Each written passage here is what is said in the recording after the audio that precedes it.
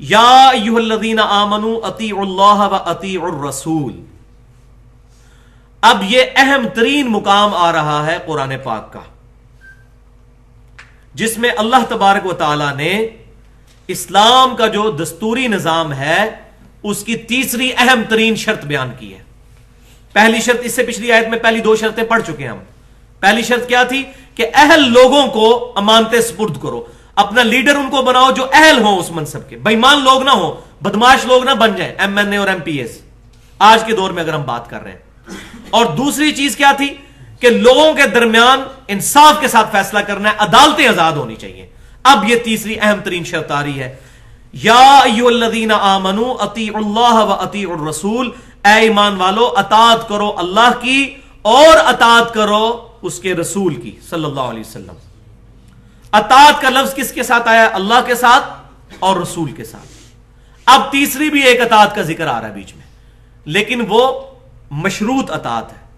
Absolute اطاعتیں، غیر مشروط اطاعتیں دو ہی ہیں، اطیعوا اللہ و اطیعوا الرسول. اللہ کا حکم مانو، رسول کا حکم مانو. اور آج ہمارے سامنے اللہ اور اس کا رسول انسٹیٹیوشن کے اعتبار سے ہوں گے. نبی صلی اللہ علیہ وسلم بھی ہمارے سامنے موجود نہیں ہے، اللہ تبارک و تعالی ہماری نگاہوں کے سامنے نہیں ہے. وہ ہمیں ضرور دیکھ رہا ہے لیکن ہم نہیں اس کو دیکھ سکتے. تو اللہ تبارک و تعالی اور اس کے محبوب صلی اللہ علیہ وسلم کی اطاعت کا مطلب کیا ہوا؟ کتاب اللہ کی اطاعت اور سنت جو صحیح احادیث سے ڈرائیوڈ ہو اس کی پیروی کی جائے. تو یہ دو ایبسولوٹ چیزیں جو ہیں اس کے اندر بیان ہوئی ہیں. یا ایھا الذین آمنوا اطیعوا اللہ و اطیعوا الرسول. اے ایمان والو اطاعت کرو اللہ کی اور اطاعت کرو رسول کی صلی اللہ علیہ وسلم. وَأُولِي الْأَمْرِ مِنْكُمْ. اور جو تم میں حکمران ہو، اولو الامر ہو، جس کا حکم چلتا ہو، جس کا امر چلتا ہو، اس کی بھی تم نے اطاعت کرنی، یعنی خلیفۃ المسلمین کی، یا جو بھی حکمران ہوگا مسلمانوں کا اس کی بھی اطاعت کرنی ہے. لیکن یہ جو تیسری اطاعت ہے یہ مشروط ہے. حکمران کے ساتھ آپ جھگڑا کر سکتے ہیں. فَإِن تَنَازَعْتُمْ فِي شَيْءٍ فَرُدُّوهُ إِلَى اللَّهِ وَالرَّسُولِ. اسی آیت میں آ گیا اگر تمہارا حکمران کے ساتھ کسی معاملے میں جھگڑا ہو جائے تو اپنے مسئلے کو پلٹا دو اللہ اور اس کے رسول کی طرف، یعنی کتاب اللہ کی طرف اور سنت کی طرف. اگر تمہارا حکمران کے ساتھ جھگڑا ہو جائے، اولو الامر کے ساتھ، خلیفۃ المسلمین ہی کیوں نہ ہو، اگر وہ کوئی ایسا تنازع کھڑا کر دیتا ہے جو تمہاری نظر میں کتاب اور سنت کے خلاف ہے تو پھر معاملے کو پلٹاؤ اللہ اس کے رسول کی طرف. لیکن کون پلٹائے گا؟ بے ایمان نہیں پلٹائے گا، ایمان والا ہوگا. ان کنتم تؤمنون باللہ، اگر تم اللہ پر ایمان رکھتے ہو، والیوم الآخر، اور آخرت کی بھی دھمکی لگا دی، اور تمہیں یہ پتہ ہے کہ قیامت والے دن اللہ کے حضور پیش ہونا ہے، تو پھر ہی تم یہ کام کرو گے کہ کتاب و سنت کی بات کرو گے. ورنہ کتاب و سنت کو پس پش ڈال دو گے، اپنی اپنی اسی پرانی ریتوں پر چلتے رہو گے. ذالک خیر، اسی میں تمہاری خیریت ہے. وَأَحْسَنُ تَأْوِيلًا، اور یہی انجام کے اعتبار سے بہتر بھی ہوگا. کیا بہتر ہوگا؟ کہ ایبسولوٹ اطاعت دو اللہ اور اس کے رسول صلی اللہ علیہ وسلم کی اطاعت اختیار کرنی ہے.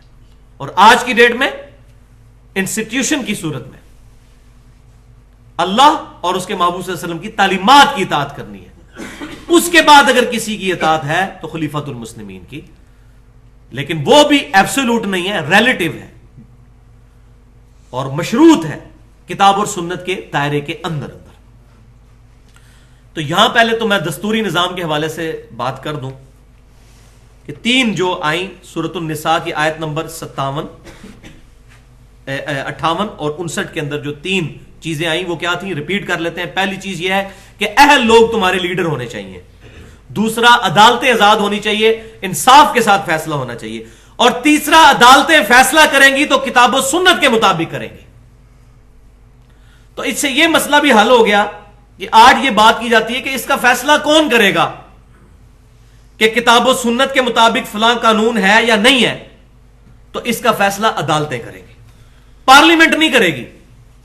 یہ جو ڈیموکریسی آج کل چل رہی ہے اس اعتبار سے دنیا میں جہاں کہیں بھی، پاکستان میں اس طرح کی نہیں ہے کہ ہم اس کے اوپر شرک کا فتویٰ لگا دیں.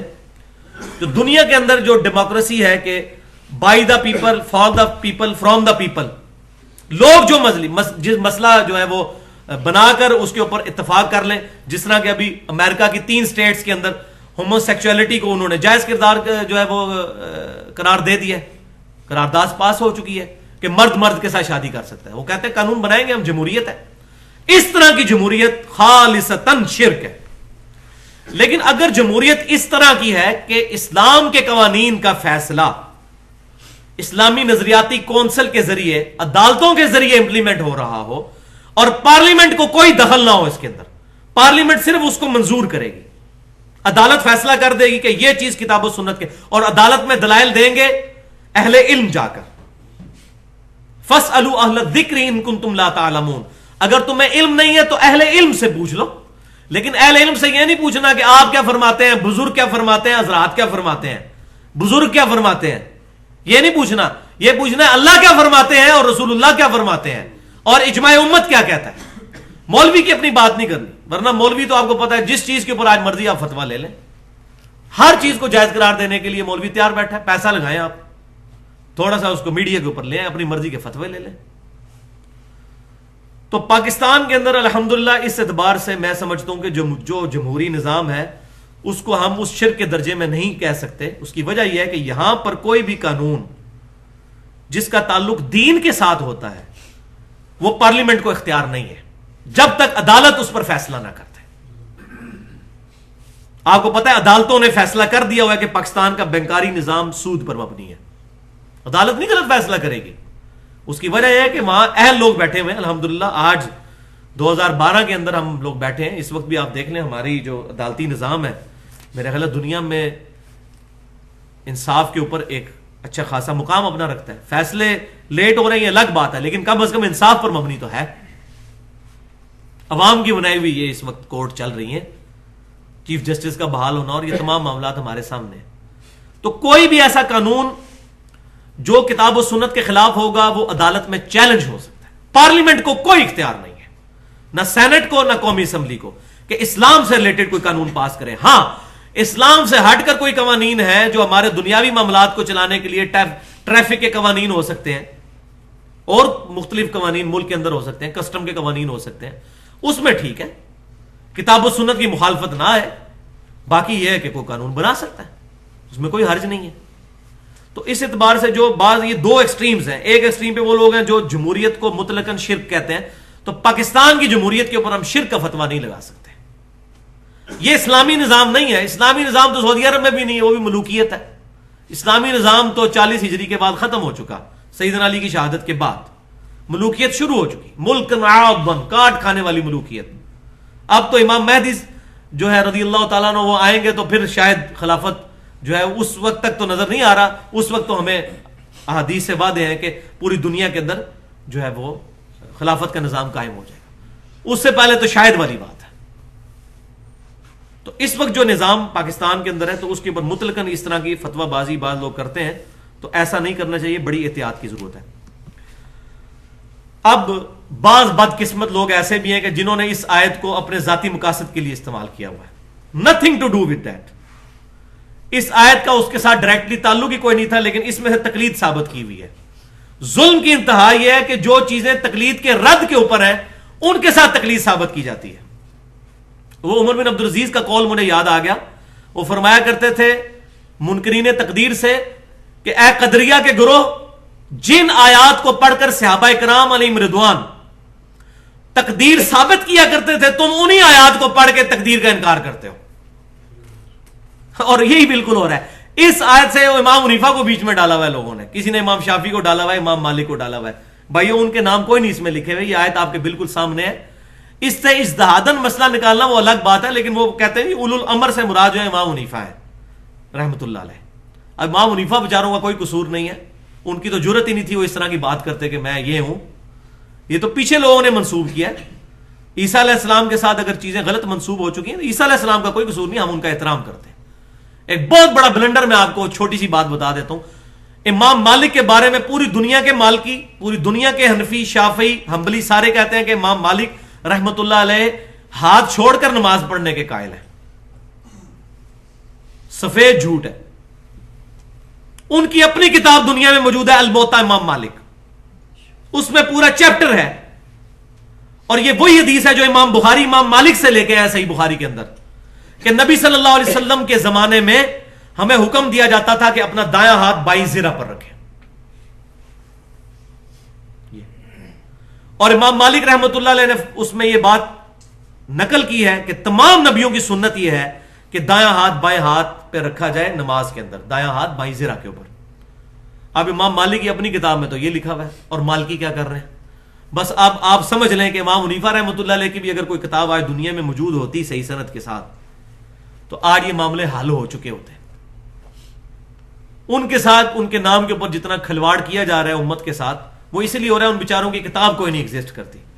امام احمد حنبل کی کتاب بھی موجود ہے, مسند امام احمد, امام شافعی کی مسند امام شافعی موجود ہے, امام مالک کی الموطا امام مالک موجود ہے, امام بخاری کی اپنی صحیح بخاری موجود ہے, صحیح مسلم موجود ہے, اس طرح ائمہ کرام کی کتابیں موجود ہیں. اس لیے ان کے بارے میں کوئی بات کرنی وہ ہم دیکھ سکتے. تو امام مالک والا بلنڈر دیکھ لیں کتنا بڑا ہے, الموطا امام مالک میں کیا لکھا ہے اور ماننے والے کیا کر رہے ہیں. اس سے بڑا کوئی تماچا نہیں ان لوگوں کے منہ کے اوپر جو یہ کہتے ہیں کہ امام مالک ہاتھ چھوڑ کے نماز پڑھتے تھے, تو لہٰذا ہم بھی کرتے ہیں یہ. تو امام مالک کی کتاب جب صحیح حالت میں موجود ہے تب بھی لوگ ان کو صحیح فالو نہیں کر رہے. آگے امام حنیفہ کی فقہ کے ساتھ کیا کھلواڑ ہوا ہوگا وہ آپ خود ہی سمجھ جائیں, جس کی کتاب ہی کوئی نہیں ہے. تو یہاں پر میں یہ گفتگو بھی تھوڑی سی تقلید کے حوالے سے کرنا چاہتا ہوں. تو تقلید کی ڈیفینیشن کیا ہے؟ عربی ڈکشنری القاموس کے مطابق تقلید کہتے ہیں بغیر سوچے سمجھے, بغیر دلیل کے کسی شخص کی پیروی کرنی شروع کر دی جائے. اب یہ تعریف ہی کتنی خطرناک ہے, بغیر دلیل کے, بغیر سوچے سمجھے. اس کو پنجابی میں کہتے ہیں لائی لگ, صحیح ٹرانسلیشن ہے لائی لگ, لائی لگ بن جاؤ. اور قرآن کیا کہہ رہا ہے؟ فَأْتُوا بُرْهَانَكُمْ إِن كُنتُمْ صَادِقِينَ, لاؤ اپنی دلیل اگر تم سچے ہو. ہاتھو برہانکم ان کنتم صادقین, لاؤ اپنی دلیل اگر تم سچے ہو. اور اس کا پھر کلائمیکس آیا سورۃ الاحقاف کے اندر, ایتونی بکتاب من قبل ھذا او اثارۃ من علم ان کنتم صادقین. اے محبوب صلی اللہ علیہ وسلم ان سے فرمائیے, 26ویں پارے کا پہلا صفحہ ہے یہ آیت, کہ اگر تم سچے ہو اس کتاب پر نہیں تو اس سے پہلے جو کتابیں نازل ہوئی ہیں ان کو لے آؤ, یا انبیاء کے آثار, کوئی احادیث چلتی آ رہی ہو تمہارے انبیاء کی, اگر تم سچے اس میں سے بات کرو. زبانی کلامی نہ بات کرو کہ اتنے بڑے بڑے بزرگ پاگل ہیں, بزرگوں کی تو تعلیمات ہی کوئی نہیں محفوظ, ان کے ساتھ اس طرح کی غلط چیزیں منسوب کر دینا. تو اس آیت سے وہ کہتے ہیں اولو الامر منکم سے مراد علماء ہیں کہ ان کی بھی. تو ٹھیک ہے مان بھی لی جائے تو پھر بھی وہی, پھر بات اگلا بھی فتویٰ ان پر بھی وہی لگے گا کہ عالم کی بات بھی بغیر دلیل کے نہیں ہوگی. فَإِن تَنَازَعْتُمْ فِي شَيْءٍ, اگر تمہارا تنازع ہو جائے گا, فَرُدُّوهُ إِلَى اللَّهِ وَرَسُولِهِ, تو اللہ رسول سے ہی فیصلہ کروانا ہوگا, لیکن بے ایمان نہیں کرائے گا. إِن كُنتُمْ تُؤْمِنُونَ بِاللَّهِ وَالْيَوْمِ الْآخِرِ, جو اللہ پر ایمان رکھے گا اور یوم آخرت پر ایمان رکھے گا وہی کرے گا. بے ایمان تو کبھی نہیں فیصلہ کروائے گا. جس کا اللہ رسول پر ایمان ہی کوئی نہیں ہے اس کو اللہ رسول کے ساتھ کوئی انٹرسٹ ہو ہی نہیں سکتا. تو یہاں پر میں کچھ مثالیں بھی دینا ضروری سمجھتا ہوں تاکہ ہمارے اسلاف کا جو نظریہ ہے وہ کیا تھا. بخاری اور مسلم کی متفق علیہ حدیث ہے, سب سے بہترین زمانہ میرا, پھر میرے صحابہ کا, پھر ان کا جو ان کو دیکھیں یعنی تابعین, پھر ان کا جو ان کو دیکھیں یعنی تبع تابعین, اور پھر فرمایا اس کے بعد جھوٹے لوگ پیدا ہوں گے, امانت میں خیانت کرنے والے لوگ پیدا ہوں گے. تو پہلے 300 سال کی گارنٹی نبی صلی اللہ علیہ وسلم نے خود دی ہے. ہمارے اس میں پورا لیکچر بھی ہے, آج سے تقریباً 2.5-3 سال پہلے, اسلاف کا نظریہ اسلام. انشاءاللہ اس ربیع الاول میں اس کو مزید ریفائن کر کے ریپیٹ بھی کریں گے. ہمارے اصل اسلاف کون ہے, ہمارے اصل بزرگان دین کون ہے؟ پہلے 300 سال. بخاری اور مسلم کی متفق علیہ حدیث ہے, جو شخص آج زندہ ہے 100 سال نہیں گزریں گے کہ اس پر قیامت قائم ہو جائے گی, یعنی اس کی موت آ جائے گی. عبداللہ بن عمر کہتے ہیں نبی صلی اللہ علیہ وسلم کا کہنے کا مقصد یہ تھا, یہ مسلم میں الفاظ ساتھ موجود ہے, کہ صحابہ کرام کا قرن, صحابہ کا زمانہ 100 سال کے اندر ختم ہو جائے گا. پہلے 100 سال میں تمام صحابہ فوت ہو گئے, آخری صحابی 110 ہجری میں, نبی صلی اللہ علیہ وسلم کی وفات کے 100 سال بعد ابو طفیل عامر بن واصلہ رضی اللہ تعالیٰ عنہ فوت ہوئے. دوسرے 100 سال میں سارے تابعین فوت ہو گئے, تیسرے 100 سال کے اندر تمام تبع تابعین. تو یہ قرون اولا ہیں, 3 بہترین قرن, قرن عربی میں کہتے ہیں زمانے کو. ان کے اندر کوئی اتنا ایشو نہیں تھا. آپ ڈیٹیل پڑھیں حجت اللہ البالغہ میں, شاہ ولی اللہ دہلوی رحمۃ اللہ علیہ لکھتے ہیں کہ پہلے 300 سال تک یہ معاملہ نہیں تھا. اس کے بعد 4تھی صدی کے اندر بدعت امت کے اندر, بہت بڑی بدعت, دین کے بگاڑ میں سے ایک بڑا سبب، یہ ہیڈنگ بنائی ہے انہوں نے، دین کے بگاڑ میں سے ایک بڑا سبب اماموں کی اندھی تقلید شروع ہو گئی پہلے 300 سال گزرنے کے بعد. اور حضور صلی اللہ علیہ وسلم نے پہلے ہی فرما دیا تھا امانت میں خیانت ہوگی اور جھوٹے لوگ پیدا ہوں گے. اب میں کچھ مثالیں احادیث سے بیان کرنا ضروری سمجھتا ہوں ہمارے اسلاف کا کنسپٹ کلیئر ہو. صحیح بخاری اور مسلم کی متفق علیہ حدیث ہے. پہلی مثال کہ سیدنا ابو ہریرہ رضی اللہ تعالیٰ عنہ مسجد نبوی میں بیٹھے ہوئے تھے. سیدنا حسان بن ثابت رضی اللہ تعالیٰ عنہ وہاں بیٹھے ہوئے کچھ نعتیہ اشعار پڑھ رہے تھے. تو حضرت عمر فاروق رضی اللہ تعالیٰ عنہ وہاں سے گزرے تو انہوں نے ان کو بڑی تیکھی نظروں سے دیکھا. تو سیدنا حسان بن ثابت رضی اللہ تعالیٰ عنہ نے کہا اے عمر مجھے اس طرح نہ دیکھ، تجھ سے بہتر شخص اس مسجد میں بیٹھا ہوتا تھا اور میں ان کے سامنے بھی یہ اشعار پڑھا کرتا تھا، انہوں نے مجھے کبھی منع نہیں فرمایا، یعنی نبی صلی اللہ علیہ وسلم. تو حضرت عمر جو ہے وہ ایک دم متوجہ ہوئے. انہوں نے کہا اس کی دلیل پیش کرو. انہوں نے کہا یہ ابو ہریرہ بیٹھے ہوئے ان سے پوچھئے. تو سیدنا ابو ہریرہ نے کہا اے امیر المومنین سیدنا حسان بالکل صحیح کہتے ہیں، بلکہ نبی صلی اللہ علیہ وسلم نے دعا فرمائی اے اللہ حسان کی مدد فرما روح قدس کے ذریعے. تو کافروں کے جو نبی صلی اللہ علیہ وسلم پر اعتراضات تھے اس کے جواب وہ شعروں میں دیا کرتے تھے. تو سیدنا عمر رضی اللہ تعالیٰ عنہ نے پھر اپنی اس بات سے رجوع کر لی. انہوں نے آگے سے نہیں کہا کہ تم نے نہیں سنا ہوا علیکم بسنتی و سنت الخلفاء الراشدین. ان کو پتا تھا کہ یہ تمام چیزیں مشروط ہیں اللہ اور اس کے رسول کی اطاعت کے ساتھ. اس سے جو بھی بندہ ہٹے گا وہ چاہے سیدنا عمر ہو، سیدنا ابوبکر ہو، سیدنا عثمان و علی ہو، ان کی بات نہیں مانی جائے گی. مسند امام احمد میں مجھے قول یاد آ گیا، عبداللہ بن عباس رضی اللہ تعالیٰ عنہما ایک دفعہ کوئی حدیث بیان کر رہے تھے، یہ صحیح سند کے ساتھ موجود ہے. کسی شخص نے کہا ابو بکر عمر تو اس مسئلے میں یہ کہتے ہیں، اور انہوں نے کہا اس کے جواب میں کہ قریب ہے کہ آسمان سے پتھر برس پڑے تم پر کہ میں تمہیں رسول اللہ کی حدیث سناتا ہوں اور تم کہتے ہو ابو بکر عمر یہ کہتے ہیں. اور بھائیو یہاں تو امام حنیفہ کو پتہ نہیں کیا بنا دیا ہوا لوگوں نے. اور صحابہ کرام کے زمانے میں یہ لوگ ہوتے ہیں ان کے گاٹے اتار دیے جاتے ہیں. وَلِعَوْذُ بِاللَّہ. دوسری مثال جامعہ ترمذی میں مشہور ترین مثال ہے. سیدنا عبداللہ بن عمر رضی اللہ تعالیٰ عنہما کو کسی نے بتایا کہ آپ کے والد امیر المومنین سیدنا عمر حج تمتع سے منع کرتے ہیں. حج تمتع یہ ہوتا ہے ایک ہی سفر میں حج اور عمرے کو جمع کر لینا. پہلے عمرہ کر کے احرام کھول دینا پھر حج کے لیے احرام باندھنا، یعنی ایک ہی سفر میں فائدہ اٹھا لینا. تو عبداللہ بن عمر رضی اللہ تعالیٰ عنہما نے فرمایا کہ یہ بتاؤ اگر ایک معاملے میں رسول اللہ کچھ بات ارشاد فرمائے اور میرے والد اس کی مخالفت میں کوئی بات کرے تو میرے والد کی بات مانی جائے گی یا رسول اللہ کی؟ تو اس نے کہا رسول اللہ کی. تو انہوں نے فرمایا کہ نبی صلی اللہ علیہ وسلم نے حج تمتع کیا ہے اور ہم حج تمتع کے قائل ہیں. پھر دوسری روایتوں میں ملتا ہے انہوں نے کہا کہ میں حج تمتع کی نیت کرتا ہوں، چلو بتاؤ میرے والد کو جا کر. اور یہی واقعہ سیدنا عثمان کے بارے میں بخاری اور مسلم میں ہے. یہ کوئی نہیں بتاتا، یہ بخاری اور مسلم میں ہے جو میں بتانے لگا ہوں آپ کو. سیدنا عثمان نے اپنے زمانے میں بھی حج تمتع پہ پابندی لگائی تو سیدنا علی نے ایک خط لکھا حضرت عثمان کو جو بخاری اور مسلم میں موجود ہے کہ میں کسی بھی شخص کے کہنے کے اوپر وہ چیز نہیں چھوڑ سکتا جو میرے نبی کی سنت ہے، وہ عثمان ہی کیوں نہ ہو. اور سیدنا عثمان بھی خلیفہ راشد ہے، سیدنا علی نے مخالفت کر دی. خود سیدنا علی کے بارے میں آتا ہے صحیح بخاری کے اندر اور جامعہ ترمذی میں صحیح سند کے ساتھ ڈیٹیل کے ساتھ. انہوں نے اپنے زمانے میں مرتدین کو زندہ جلوا دیا، جو اسلام چھوڑ گئے ان کو قتل کروانے کی بجائے آگ میں جلوا دیا. تو عبداللہ بن عباس رضی اللہ تعالیٰ عنہما آئے، انہوں نے کہا کہ امیر المومنین رسول اللہ صلی اللہ علیہ وسلم نے لوگوں کو آگ میں زندہ جلایا جانے سے منع فرمایا ہے اور فرمایا ہے کہ آگ میں زندہ جلایا جانا یہ اللہ کی سزا ہے جو اپنے بندوں کو دے گا. انسان کو آگ میں نہیں جلا سکتا. رسول اللہ صلی اللہ علیہ وسلم قتل کروایا کرتے تھے، مرتدین کو قتل کیا کریں. تو انہوں نے کہا میں رجوع کرتا ہوں اپنے مسئلے سے. انہوں نے آگے سے نہیں سنایا علیکم بسنتی و سنت الخلفاء الراشدین المہدیین.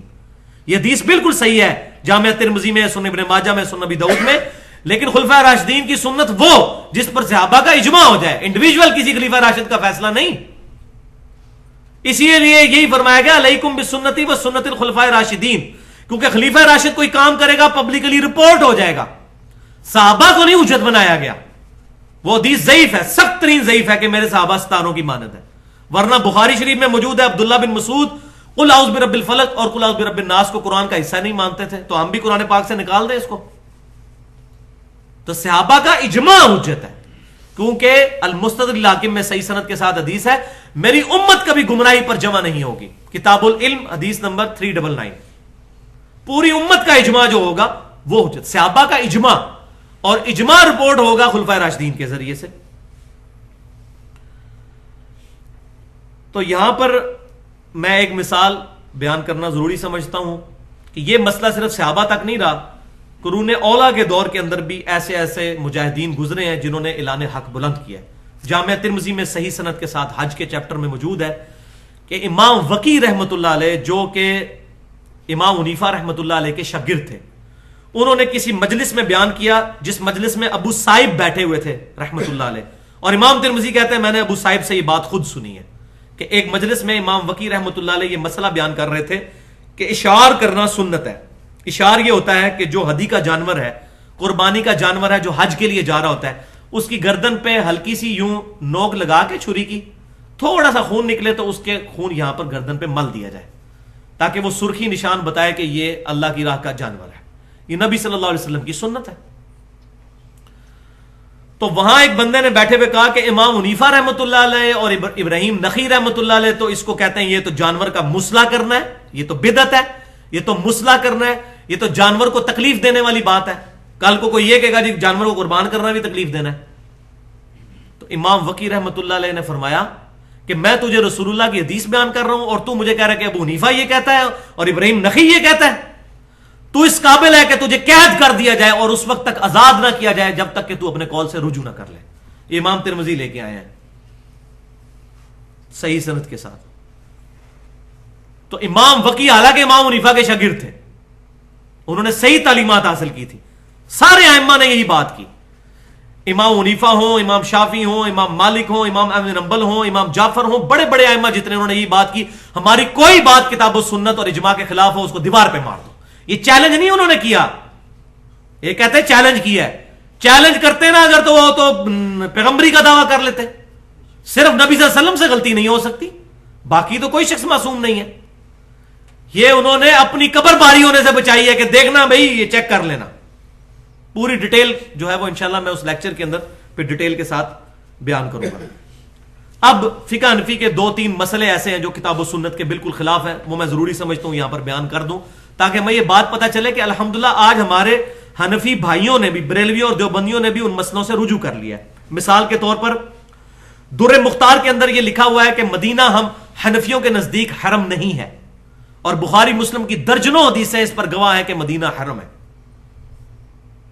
لیکن آج کے دیوبندی اور بریلوی حنفی مدینے کو حرم مانتے ہیں، اپنے امام کے قول کو چھوڑ چکے ہوئے۔ بڑی اچھی بات ہے، صحیح حدیث مل گئی، قول چھوڑ دیا۔ وہ امام حنیفہ والی بات پہ عمل کیا کہ میرا قول دیوار پہ مار دینا۔ ہمارے الحمدللہ دیوبندی بریلوی بھائیوں نے یہ قول دیوار پر مار دیا ہے، دیوار پر مار کر رکھ دیا ہے، اور کہتے ہیں نہیں مدینہ حرم ہے۔ امام احمد بریلوی صاحب نے فتاوی رضویہ میں بڑے کھل کے لکھا ہے کہ ہمیں حدیثیں پہنچی ہیں، ہم کیوں نہ مدینے کو حرم مانے۔ انہوں نے پوری نعت لکھی ہے، حاجیو آؤ شہنشاہ کا روزہ دیکھو، کعبہ تو دیکھ چکے، کعبے کا کعبہ دیکھو۔ تو انہوں نے رجوع کیا ہے، بڑی اچھی بات ہے۔ اسی طریقے سے موطا امام محمد میں موجود ہے کہ عقیقہ کرنا مکروہ ہے، اور بخاری میں پورا چیپٹر ہے کہ عقیقہ کرنا سنت ہے۔ جامع ترمذی اور ابن ماجہ کے اندر حدیث موجود ہے، عقیقہ کرو، لڑکے کی طرف سے 2 بکرے، لڑکی کی طرف سے 1 بکرا، اور بچے کی جان گروی ہوتی ہے عقیقے کے، یہ بس یہ سنت ہے۔ اور الحمدللہ آج بریلوی دیوبندی بھی عقیقہ کرتے ہیں، اپنے امام کے قول کو دیوار پہ مار دیا ہے۔ مبارکباد ہے ہمارے حنفی بھائیوں کے لیے۔ یہ بات ہوئی نا، یہ پکے حنفی۔ تو ہم کہتے ہیں اماموں کو بھی مانے، اماموں کی بھی مانے۔ الحمدللہ ہم اماموں کو بھی مانتے ہیں، اماموں کی بھی مانتے ہیں۔ اور سنیں شوال کے 6 روزوں کے بارے میں فقہ حنفی کی تمام کتابوں میں لکھا ہوا ہے یہ بدعت ہے، اور صحیح مسلم میں، جامع ترمذی، ابو داؤد، نسائی، ابن ماجہ میں، سیاہ ستہ میں، کتب ستہ میں، بخاری کو چھوڑ کے 5 کتابوں میں حدیث موجود ہے جس نے شوال کے 6 روزے رمضان کے بعد رکھے اس کو پورے سال کے روزوں کا ثواب ملے گا، جیسے وہ ہمیشہ روزہ رکھنے والا ہے۔ الحمدللہ ہمارے بریلوی دیوبندی بھائیوں نے امام حنیفہ رحمۃ اللہ علیہ کے اس فتوے کو دیوار پہ مار دیا ہے کہ شوال کے 6 روزے بدعت ہے۔ وہ کہتے ہیں ہم رکھتے ہیں، الحمدللہ میں بھی رکھتا رہوں، 31 سال تک میں بریلوی رہوں، اس وقت بھی میں رکھتا تھا، آج میری عمر 34 سال ہے، اس وقت بھی شوال کے 6 روزے ہم رکھتے تھے۔ تو الحمدللہ ہم نے امام حنیفہ رحمۃ اللہ علیہ کی سنت پر عمل کرتے ہیں ان کا قول دیوار پر مار دیا۔ ہم اپنے پروفٹ کو نہیں چھوڑ سکتے. ما ضل صاحبکم وما غوا, تمہارے نبی نہ کبھی بہکے ہیں نہ کبھی بہرا چلے ہیں. صرف نبی صلی اللہ علیہ وسلم کی شان ہے, اس کے بعد علاوہ کوئی شخص ایسا نہیں ہے جس کے لیے یہ فضیلت ہو. تو یہ بھی بات یاد رکھیں, بڑے سے بڑے لوگوں تک صحیح حدیث نہیں پہنچ سکتی. بخاری اور مسلم کی ایسا معاملہ ہو سکتا ہے, بخاری اور مسلم کی متفق علیہ حدیث ہے, سب سے زیادہ حدیثیں روایت کرنے والے سیدنا ابو ہریرہ ہیں رضی اللہ تعالیٰ عنہ. 50 سال تک 30 سال تک نبی صلی اللہ علیہ وسلم کی وفات کے بعد وہ یہ فتویٰ دیتے تھے جس پہ غسل فرض ہو وہ روزہ نہیں رکھ سکتا جب تک غسل نہ اتار لے.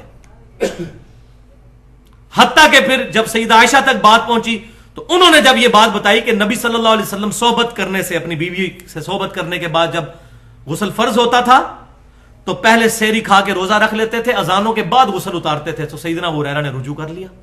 30 سال تک وہ بھی غلط فتویٰ دیتے رہے. امام حنیفہ رحمۃ اللہ علیہ کیا حضرت ابو ہریرہ سے بھی زیادہ حدیثیں جانتے تھے؟ تو اگر ان تک کوئی حدیث نہیں پہنچی, ان کو کسی معاملے میں غلطی لگ گئی تو کوئی ایسا مسئلہ نہیں ہے. غلطی صرف ایک بندے کو نہیں لگ سکتی, جو امام مالک کا قول ہے. رسول اللہ کی قبر کی طرف اشارہ کرتے تھے صلی اللہ علیہ وسلم, اس صاحب قبر کے علاوہ دنیا میں کوئی ایسا شخص نہیں جس کی کچھ باتیں مردود اور کچھ مقبول نہ ہو. بس یہ شخص ایسا ہے جس کی تمام باتیں مقبول ہیں, باقی اس کے علاوہ کوئی بھی شخص ہے اس کی کوئی بات مردود بھی ہو سکتی ہے, رد بھی ہو سکتا ہے. صحیح مسلم میں حدیث موجود ہے, ابن عباس رضی اللہ تعالیٰ عنہ نبی صلی اللہ علیہ وسلم کی وفات کے بعد 50 سال تک یہ فتویٰ دیتے تھے کہ موتا کرنا جائز ہے. ان تک حدیث نہیں پہنچی تھی, پھر انہوں نے اعلانیہ رجوع بھی کر لیا. پیسے دے کے ایک رات کا نکاح یا کچھ پیریڈ کے لیے نکاح, جو کہتے ہیں جی وہ تو رافضی کرتے ہیں اور شیعہ کرتے ہیں, یہ تمام چیزیں سیدنا ابن عباس رضی اللہ تعالیٰ کے فتاوی میں موجود ہیں, لیکن انہوں نے رجوع کر لیا. تو ابن عباس جن کے بارے میں بخاری مسلم حدیث ہے اللہ اس کو قرآن کا علم عطا فرما, امام حنیفہ کا مرتبہ ابن عباس سے بھی زیادہ ہے رضی اللہ تعالیٰ عنہ. تو یہ بات یاد رکھیں, ان کو یہ بتائیں. اصل میں انہوں نے اپنی پبلک کو یہ دھوکہ دیا ہے کہ یہ اماموں کے گستاخ ہیں. تو ہم یہی کہیں گے اس پہ کہ آپ بھی حضرت عیسیٰ کے گستاخ ہو. حضرت عیسیٰ کو اللہ کا بیٹا کیوں نہیں مانتے؟ تو کہیں گے ہم حضرت عیسیٰ کو مانتے ہیں لیکن بیٹا نہیں مانیں گے. تو بھائی ہم بھی امام حنیفہ رحمۃ اللہ علیہ کو مانتے ہیں, ان کو نبی نہیں مان سکتے. یہ بس مثال دیں ان کو, یہ پھکی دے دیں, انشاءاللہ ان کا ہاضمہ صحیح ہو جائے گا کہ ہم مانتے ہیں. ٹھیک ہے جی. تو اب اگر آپ ہمیں اجازت دیں تو ہم ایک سخت جملہ بولیں گے کہ حقیقت یہ ہے کہ آپ رسول اللہ کو ہی نہیں مانتے ہو. زبان حال سے تو یہی لگتا ہے, باقی ٹھیک ہے. یعنی آپ کے کرتوت یہ بتاتے ہیں کہ آپ کو بخاری اور مسلم سے نماز کا طریقہ بتایا جاتا ہے, آپ کہتے ہو نہیں جی ہمارے بزرگ تو یہ کرتے رہے, اتنے بڑے بڑے بزرگ پاگل تھے.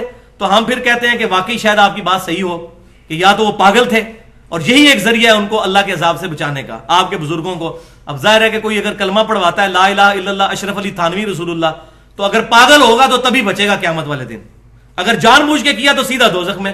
تو یہ بالکل صحیح کہتے ہیں کہ بارے بزرگ پاگل تھے, ہم کہتے ہیں بالکل. پھر اگر یہی کچھ تھا تو پاگل تھے اگر جنت میں ان کو پہنچانا ہے, اور اگر جان بوجھ کے انہوں نے کیا ہے تو پھر آپ خود ہی سمجھ لیں وہ کدھر جائیں گے. لا الہ الا اللہ چشتی رسول اللہ ولیعوذ باللہ تعالی. تو ہمارا پورا ریسرچ پیپر اس پہ آ چکا ہے, اندھا دھند پیروی کا انجام, اہل سنت پاک.com کے اوپر یہ پڑا ہوا ہے. سبحانک اللہم و بحمدک اشہد ان لا الہ الا انت استغفرک و اتوب الیک. جو حق بات ہوئی اللہ تعالی ہمارے دلوں میں راسخ فرمائے, کوئی غلط بات میرے منہ سے نکل گئی تو اللہ تعالی ہمارے دلوں سے محو کر دے. وما علینا الا البلاغ المبین.